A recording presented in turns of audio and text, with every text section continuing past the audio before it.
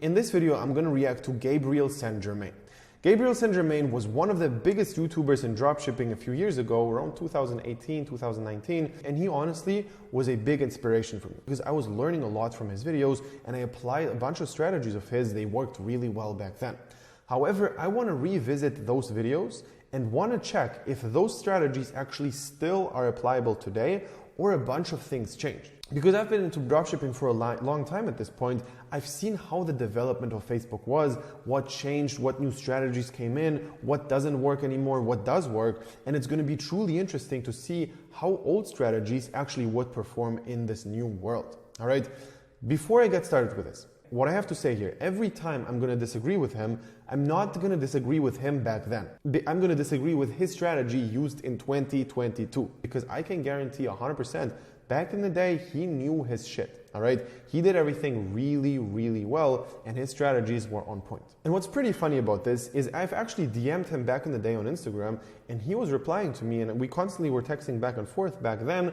And the reason for that is that I knew how to reach out to people. I think this can be the very first learning before we even get into this video on how to reach out to people on Instagram properly so they can actually respond. Because you can learn a lot from this for influencer marketing for your dropshipping business. All right. Now, what I did, I DM'd him with two pictures, which were two screenshots of 100K stores which I had, and me just thanking him for him helping me out. I didn't say much except for thank you and basically that he changed a lot of things for my life because honestly, a couple of tricks he gave me actually made my stores profitable.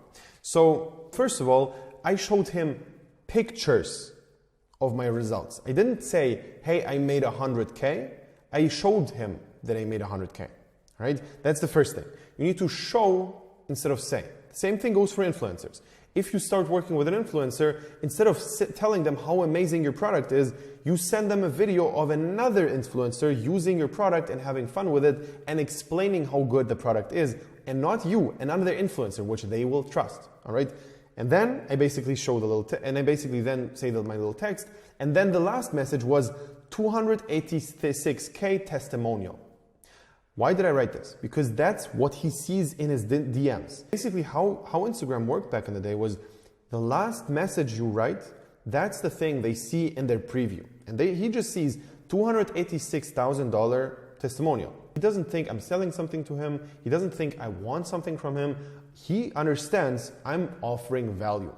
I want to give him something, which is a thank you, here's a testimonial, use it for your business, do whatever you want with it. This should always be the way how to reach out to people. But anyways, let's actually get started with the video and see how applicable it is. When you're dropshipping at a very high volume, so say like over 200, 400 orders a day, you don't usually use AliExpress. I don't use AliExpress. I use like Excel sheets and mass fulfillment with it.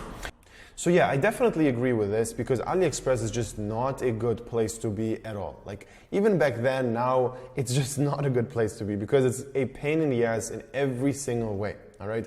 I did a really big mistake back in the day, which was working with AliExpress for way too long. I actually made a few $100,000 and worked with AliExpress and it was a mess because a few years later, I had to file reports for my taxes. It was one of those mistakes which just cost me a month straight of just going through everything perfectly because it was such a mess, all right? Just because of filing taxes, you cannot do AliExpress at all, all right? That's number one. Number two is the fulfillment time was bad. I had a bunch of refunds and you can just not do this. That's the reason why I and all of my students are always using private agents, which are basically people in China who are going to be sourcing every product for you and are going to send it to you and are going to send it to the customers inside of 1 or 2 weeks, and they have an app installed into your store and it's so much easier to work with them. You don't have to fulfill orders, you don't have to do anything basically. You just need to pay them for the orders themselves and that's it.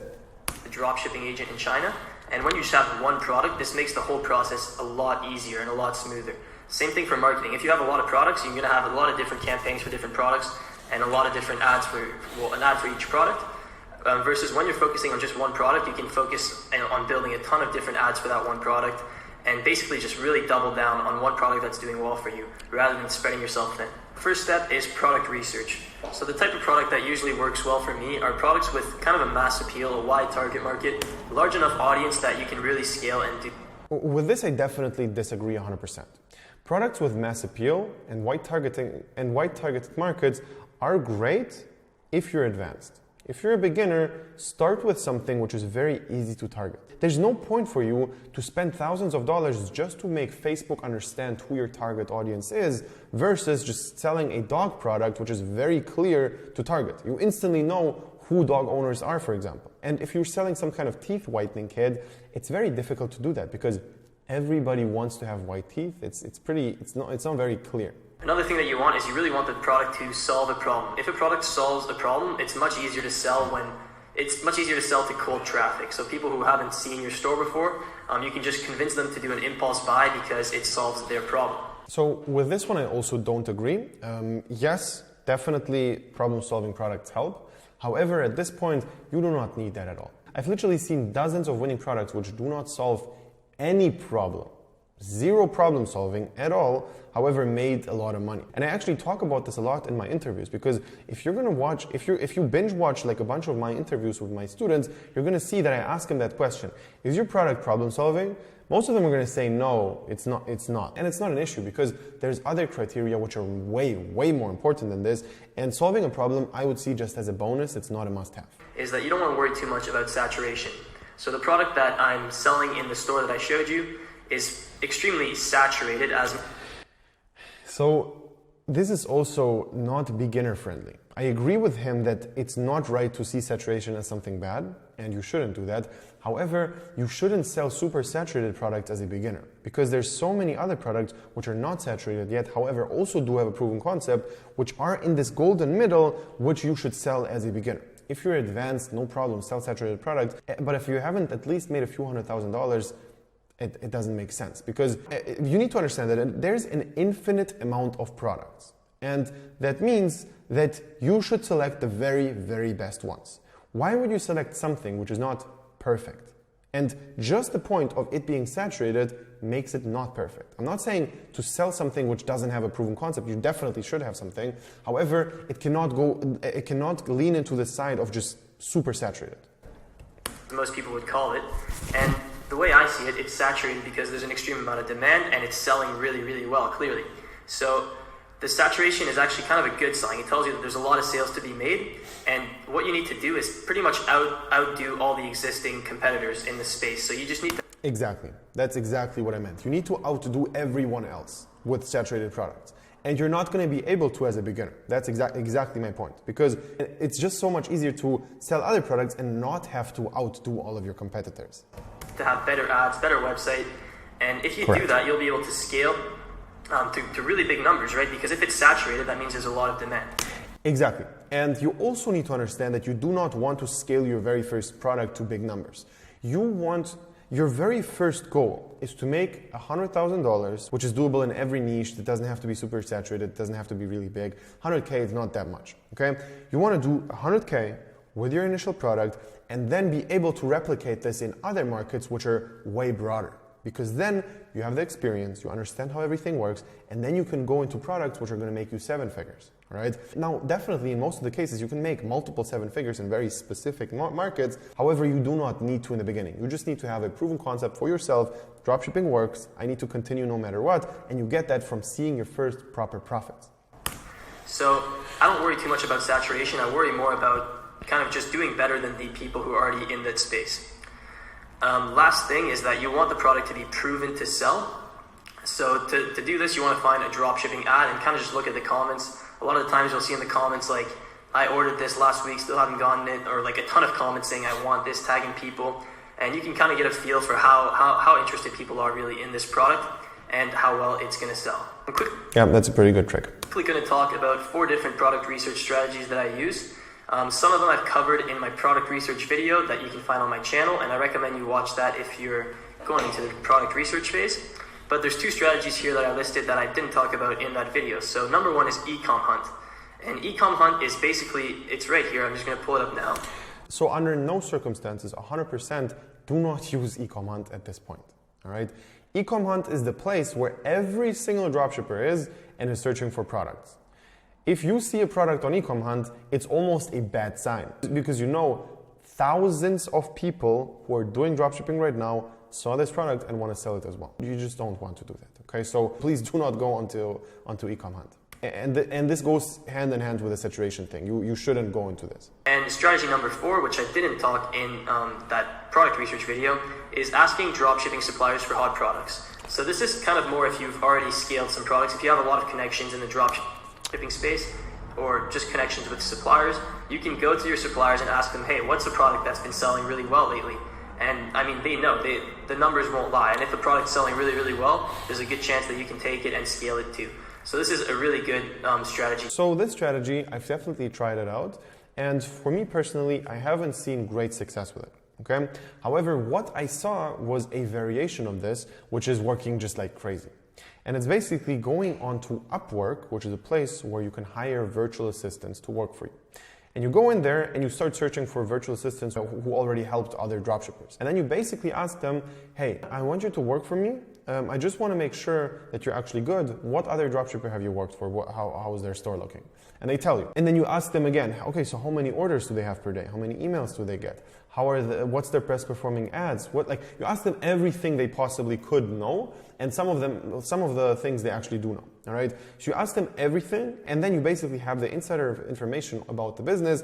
You see when it was working best, when was the trend, when it has gone down. You know everything. All right.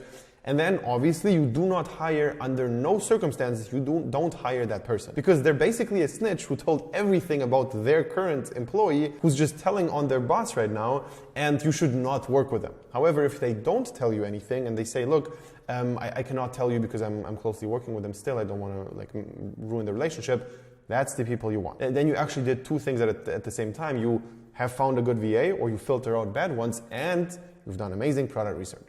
To find hot products earlier than most people. Alright, so just to show you guys exactly how I would build a one product store, I'm actually going to go ahead and pick a product from Ecom Hunt and build a store around it. And by the way, if you're interested in Ecom Hunt, I have an affiliate link in the bio that you can click on and just check it out that way, and that would support the channel, and it's free. So yeah, check it out, guys. Alright, so I'm just going to pick a product. So these products all look pretty interesting. A lot of them are kind of like gadgets that you would see on a general store. So you kind of need a product that you can build a brand around, so it needs to be a big enough problem. So maybe this arthritis glove, this could be a good one. This pet car seat belt actually looks interesting too. So let's just look at the pet car seat belt. It's a little bit less broad than I would like it to be. I like products that are more kind of mass appeal, so say something like teeth whitening or weight loss. So yeah, this one I would say is actually a pretty good product. That kind of thing. But this also looks interesting. People love dogs, and it's a really, really big market. So let's click. And honestly, I would say that this product was saturated at some point, but I've actually seen it work again. Show me the money, and then this is going to show us the product info. So that's actually really good. As you can see, this tells you the selling price and the product cost. So the product cost is extremely cheap, $1.20. So you can get a really, really crazy margin with this product. So this actually looks like an interesting product, because you wouldn't need to do that much volume to make. At this point, product cost of $120 is impossible because you need to have proper shipping, and yeah, this is going to be somewhere around $4 to $5 at this point. Really good profit, because the margins are just amazing. So it tells you the analytics here. So AliExpress. Just because after COVID, all the shipping prices increased, and stuff like this is just not possible. It's got 9,400 orders on AliExpress, which is really good. If you've watched my product research video, I like that the product has at least 1,000 orders, so 9,000 is great. And then engagement, all that. So Ecom Hunt's really great. It gives you all this info about the product, and this will really help you start faster when you're launching new products. Alright, so once you find a product, what I like to do next is find my competitors to see what they're doing and see how I can improve on it. So if you're using Ecom Hunt, you can actually just scroll down here and then click the Facebook ad link, and this will show you the Facebook ad that they found of the store that's selling this product. If you're not using Ecom Hunt, you can just use Facebook search, look at keywords related to the product, so like pet seat belt, and then maybe you can add something like get yours here to find dropshipping. At this point, we're using AdSpy, and AdSpy is by far the best place where you can find and source competitors. Videos, and then you should be able to find some competitors who are selling this product. But since I'm using Ecom Hunt, I'm just going to go ahead and click Facebook ad. So this is the ad that Ecom Hunt linked me to, and now we can take a look at what they're doing. So let's just play the video. Keep your dog safe in the car with us. So that's really good. The first few seconds are the dogs flying out of the car, and that's really going to grab your attention if you're just scrolling down the feed. And that's one thing that you'll notice on a lot of videos that get a lot of views. The first few seconds of the video are really eye-catching, I agree with it. However, what I don't like about this ad is that this just screams ad. This is not going to be written like the text and everything here. You're not going to see this on Instagram anymore. If you go into Instagram and see how videos are structured, they're structured in a different way. And the reason for that is videos which do not look like ads are the best ads because people stop scrolling when you see them. And when you see something like this and it screams, I'm selling you something, instantly you scroll away. And the same thing goes for everybody. And then Facebook sees that as an ad which is not relevant to people and it's going to decrease your performance.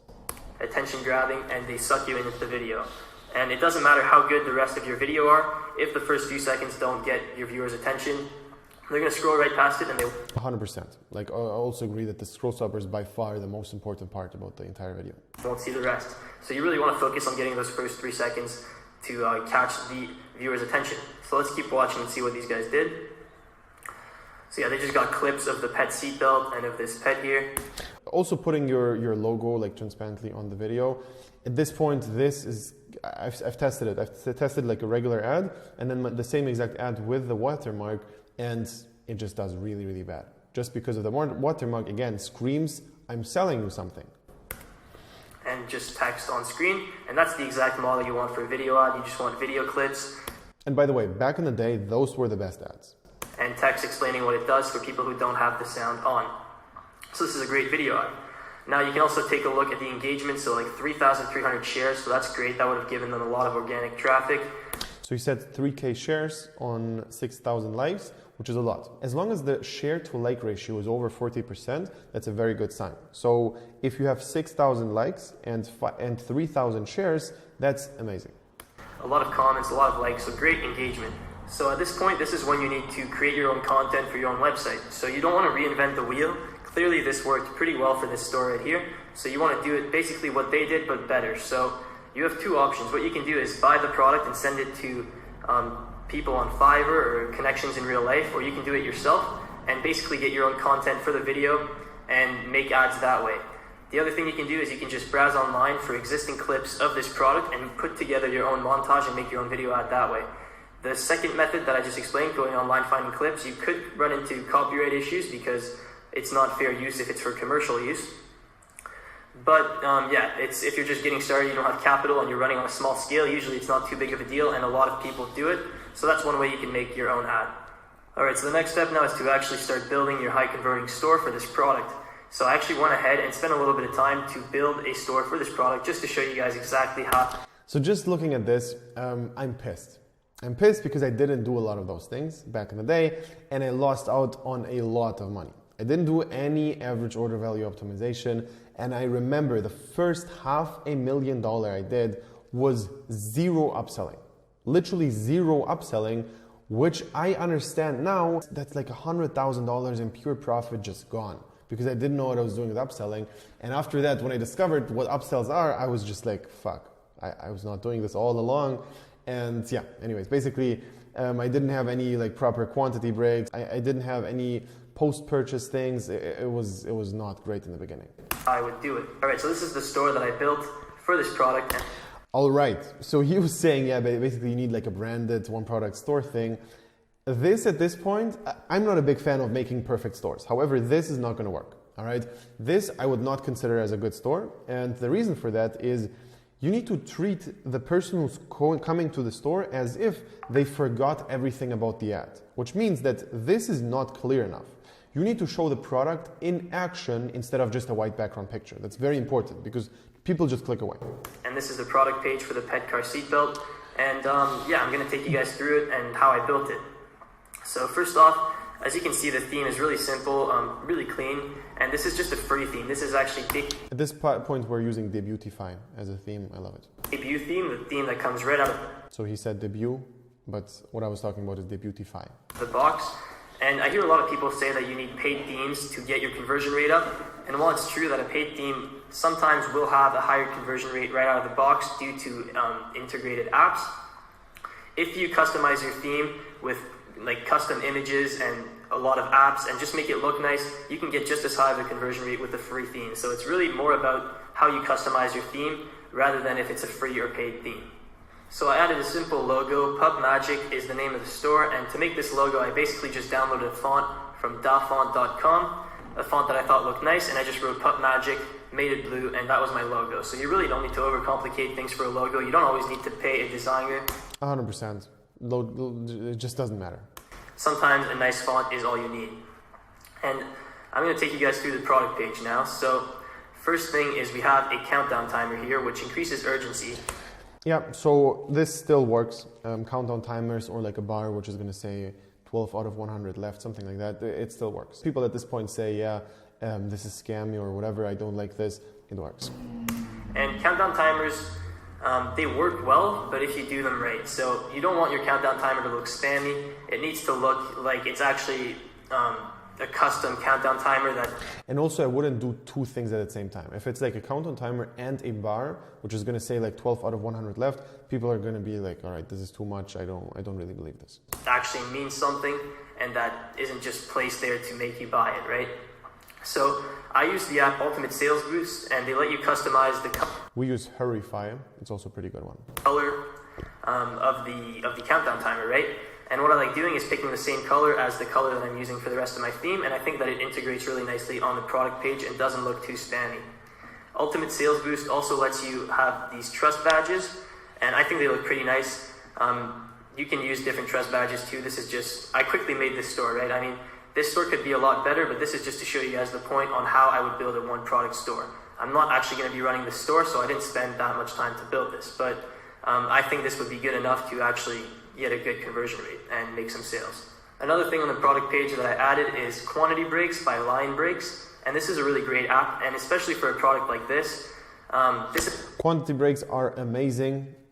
It's just like you're gonna make free extra money if you use quantity breaks properly. This is a product that I could definitely see people buying more than one very often if they want to give some to their friends or if they have multiple pets, right?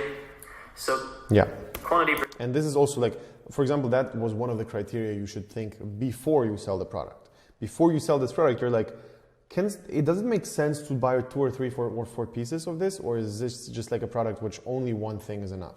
So the average order value is actually made in the product research as well. Breaks will definitely increase your average order value, and it's really, really easy to set up with Lion Breaks. So definitely recommend using that if we're using Bundle Bear. We've seen the best conversions with Bundle Bear. Your product fits well. So now if you notice, when I scroll down the page, this sticky add to cart bar is going to pop up, and this will also show up on mobile. And this bar is great for when they're scrolling down your product description. If they're reading, say, like this paragraph right here, and then this is when they decide they want to buy, instead of having to scroll up all the way and click add to cart, they can just do it right away from here. So I love using sticky add to cart bars on my website, and I think you should too. They do wonders for your add to cart. I also added an image in the product description right. So this one image is not enough. I would definitely have a GIF or something which clearly shows exactly how this product works, and have a bunch of different pictures. Like here, for example, I would show multiple dogs, small dogs, big dogs, and all of those things, because from this, maybe somebody could think right now, hey, this only works for small dogs. All right, because you only have one picture, they have no clue. They could think of a bunch of scenarios where this will not work for me, or this has some kind of issues, or they're going to have a bunch of objections, and you need to solve them in the product description. Here, so I like putting images in the product description when people are scrolling down. I find it engaging. So I actually took this image from the store, of which the ad we saw at the start of the video. So I don't own this image, but this is just for demo purposes. I'm not actually going to be running this store. And so yeah, I would put a little image here. Something like this, the perfect gift for car owners with pets, especially during Q4. This is great since people are buying gifts for everyone. And then the rest is just a simple, pretty straightforward description. Yeah, in between every paragraph, I would put a picture or a GIF. Where it just highlights the benefits, right? And then if we keep scrolling down, we have our guarantee. So having something like this will really increase trust. At this point, this guarantee is just basic. It doesn't really increase anything at this point. And make people less worried about ordering from your site. So this is great also, but the only thing is if you put something like this, our guarantee, you actually have to back up your guarantee, right? You can't just say that and then not follow through. So don't write something like this if you're not going to follow through. But if you are willing to follow through, this will definitely help your conversion rate. If we keep scrolling, we'll see these looks photo reviews. And this also really helps your conversion rate for people to see photo reviews. It's like social proof. It's like reviews, but on steroids. Yeah, 100% agreed. Photo reviews are the only thing which is somewhat believable in terms of reviews. Photos. So I really like using Look's photo reviews. I think they look great for a product page. And then lastly, if we keep scrolling all the way to the bottom, we'll see this frequently bought together app. This is another app that I like using. Since for a pet seatbelt, you don't really want to use just a regular dog collar because it's gonna like pull their neck. So if you use a dog harness instead, it'll be a lot better. So I think this is a great cross-sell for this product. And so I would use this frequently. I agree with this, but you need to explain exactly what he explained and why you should buy the second product and make it very obvious and clear. Because from this, people don't instantly think about, yeah, that's going to pull their neck or something. You need to explain that in the product description or somewhere here. Bought together app, and I think a decent amount of people would take up this offer. You could also use a one-click upsell on the cart page. So if you look up discounted upsell in the App Store, you could, if they add just the pet seatbelt, then you can offer them like a discounted harness to add to their order. So this is another thing you could do. I still haven't added this to the store. So for that, we're using honeycomb upsell or one-click upsell. But you could. So that's basically what your one product store would look like. Your home page, people might visit that too, but it really doesn't matter as much as your product page because the product page is where you're going to be directing people in your ads, and this is what they're going to see first. So I actually set up a home page just as a demo. So like I said, I really didn't spend that much time building the store, and it could be a lot better. Like this is just free stock images of a dog, and I quickly wrote this text, right? So we can't get enough of dogs. We pride ourselves in our expertise in taking care of pups and dogs. By the way, this whole thing doesn't matter. People just do not see this at all. The link they're going to click on is the product page. And we tracked it around 85% of the people stay on the product page without looking around your store, which means that this is going to be seen by like 15% of everybody, which is just that is not a lot. And from them, how many are going to read this is just like, it's also like a very small percentage. So it doesn't really matter. And this is definitely not something I would focus on. I would not put in any time or effort into stuff like this. I would just mainly think about the product page and your ads to make everything really good instead of things like that. Their collection, blah, blah, blah, shop now. And then the featured collection is the only two products that the store has. Heavy duty dog harness, pet car seatbelt, and then a little image here. Attention dog owners, make car rides with your pet safe, comfortable, and distraction-free with the Vico pet seatbelt. Learn more and then... By the way, this picture is 10 times better than the things he had, especially this, where you clearly see how good this looks. Because this is in action, like this picture is in action.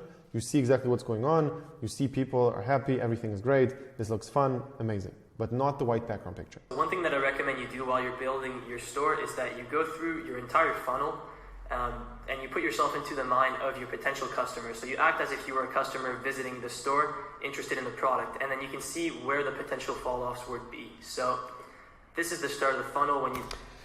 So I would say that this is pretty dangerous for beginners, and I would not give this advice because people in the beginning, they love to think, I would not do this, I would not buy this, I would not, whatever. When in reality, nobody cares about your opinion.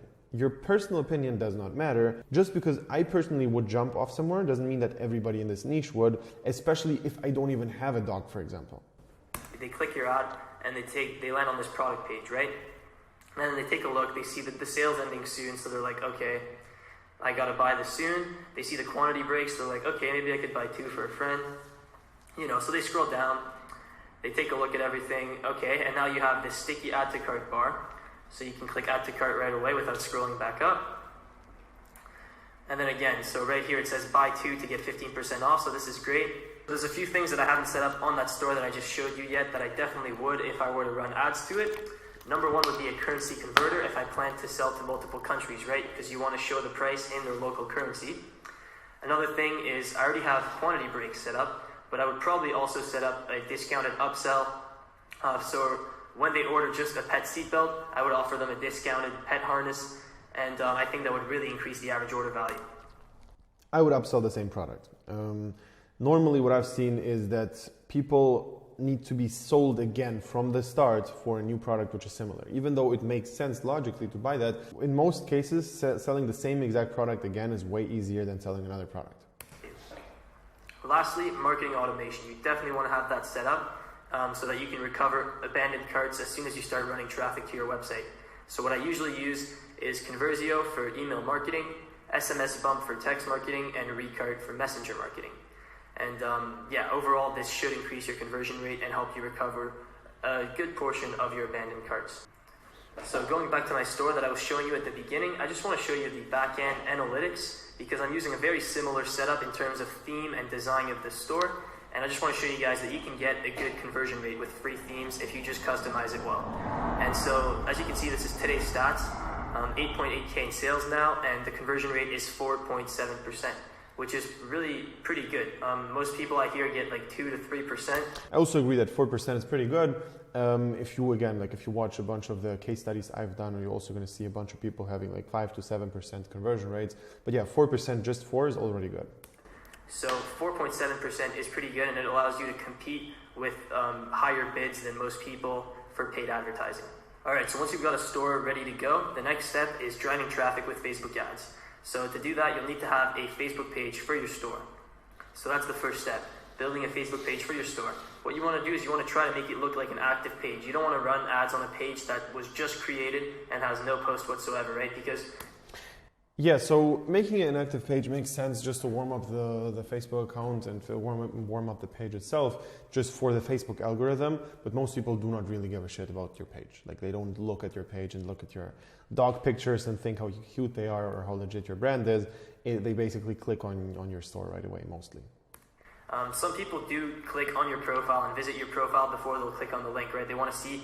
Those things I would not do in the beginning. This is an extra thing, and after you made a few, like after you see like at least like 1K a day or something like that, you can think about those things because those are going to be those extra 1% profits, all right? Those are going to be the things which would go away from your page, but then see your page actually looks really good and then they stay.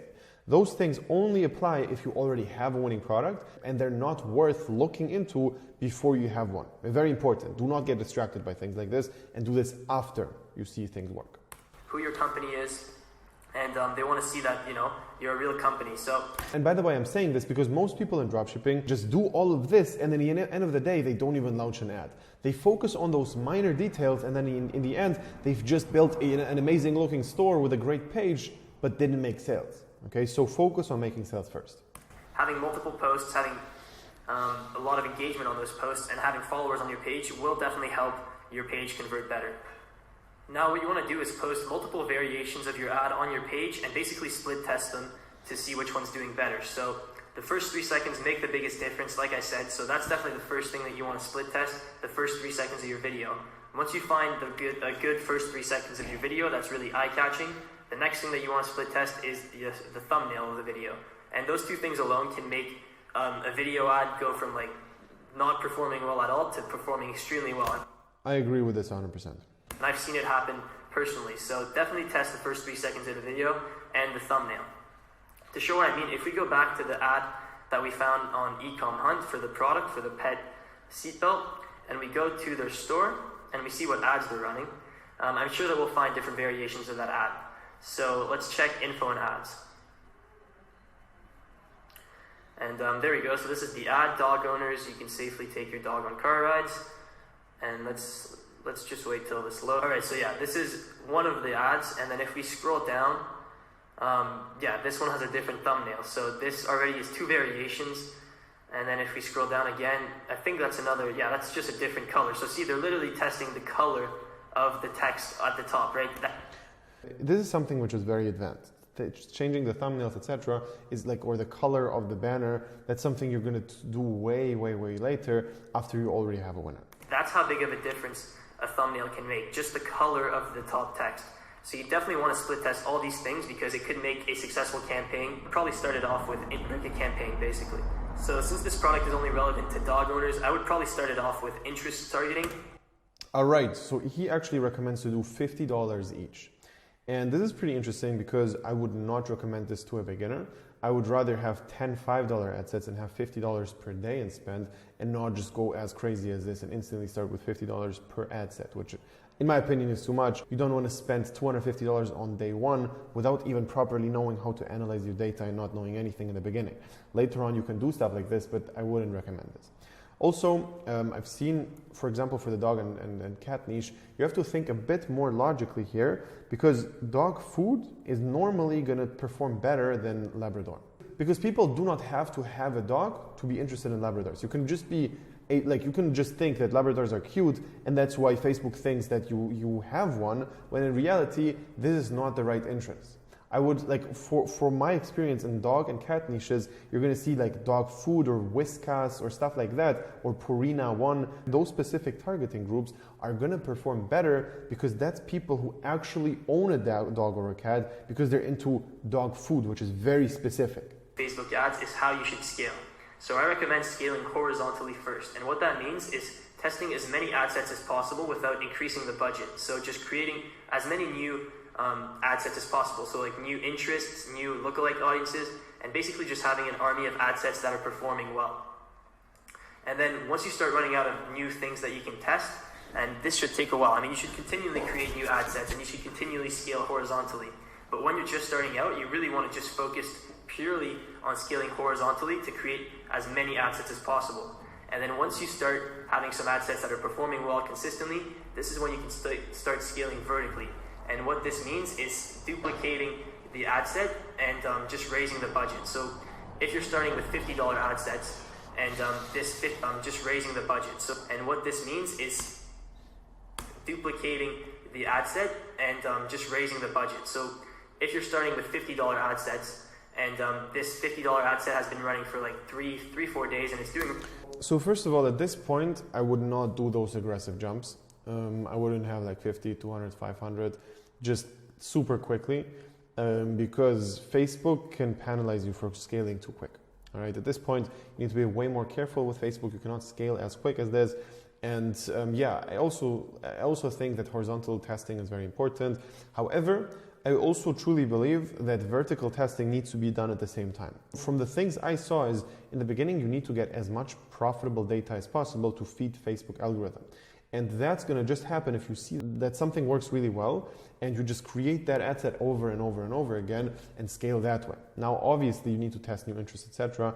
However, this is very important. He says duplicate. And you're not allowed to duplicate anything on Facebook, because if you do, the performance of the initial ad set can actually go down. So it's very important to, instead of duplicating the ad set, actually recreate the entire thing, and that's going to ensure that Facebook is not going to penalize the old ad set. All right. So if you have one really good ad set, recreate it, and that's how you scale vertically, and don't duplicate. Really well. This is when you can duplicate it with a higher budget. So duplicate it to like $200 budget. And if the $200 budget is still doing well after like 2-3 days. And we have more of a ladder system where it's just, this is going to be too quick and Facebook is going to shut you down. So what I would do is like 50-50, and then so 50 works, you do another 50. If that works again, then you can do 100. If that works, then you can do another 100. If that works, then you can do 200. And you basically scale a little bit slower than this. So all in all, I would definitely have to say he has some really good advice on dropshipping. However, they're not very specifically applicable at this point. All right. By the way, we're only talking about Facebook here. TikTok will be a completely other ballgame. However, if we're talking about Facebook here, a lot of things have changed over the years. And if you actually want to get the updated strategies, which are going to be taught to you step by step, you can click the link below, sign up for a free consultation session with me personally, and we're going to find out if we're a good fit to actually work together in a one-on-one mentoring program. We're going to work together. I'm going to tell you exactly how to find a good product, how to analyze your ads, how to make really good ads, how to make good stores, how to go about scaling your product, when to kill a product, when to test new products, how to make a real brand out of everything, how to hire people, the entire process. All right. If you're interested, click the link below. And if you're not 100% sure yet, what you need to do is you need to type in my name into YouTube and basically go to this playlist. Because this playlist is going to just get all the doubts out of your head, and you're going to understand what the real value of this program is. Because there's tons of people who are explaining exactly what their experience was, how everything went from there, how everything went for them, and how lost they were before starting to work with me. Because most dropshippers have no clue what they're doing. They just do random shit, burn through money, or don't even get started with things. And if things don't work, they instantly quit. And that's the reason why dropshippers mostly fail. All right. So if you want to start, click the link below and see you there.